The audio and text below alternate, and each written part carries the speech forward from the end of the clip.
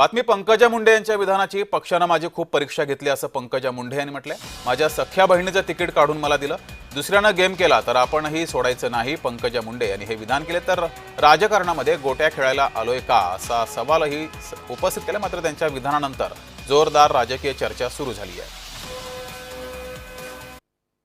मला संघाच्या लोकांनी सांगितलं पंकजा विधानसभेत सगळीकडे फिरावं लागेल। मी पडले जरी माझा मतदारसंघ हरला, माझ्या सख्या बहिणीचं जरी तिकीट काढून मला दिलं, ते सगळं बाजूला ठेवलं आणि गोपीनाथ मुंडेंचा पक्ष आहे असं ते बाहेर जाता कामा नाही। हा गौरीनी गावोगावी फिरले, कष्ट केलं, पूर्ण राज्यात प्रचार केला। मला जेवढ्या जागा दिल्या होत्या अंदाजा की इकडे तुम्हाला लक्ष देते का, फक्त बीड थोडक्यात हरली, बाकी सगळ्या ठिकाणी आपल्याला विजय मिळाला। आणि पक्षाचं ठरलं, 3 पक्षांचं, की बाबा ज्यांनी अपक्ष उमेदवार घेतल्या त्यांना पक्षात स्थान द्यायचं।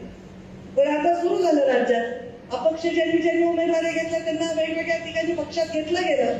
मग आता आपण पण नियम नाही तोडायचा, पण दुसऱ्याने नियम बदलला की आपण नियम कसं सोडायचं? आपण काही काय मोठे खेळायला बसलो, काय गंमत करायला बसलो, आपण राजकारण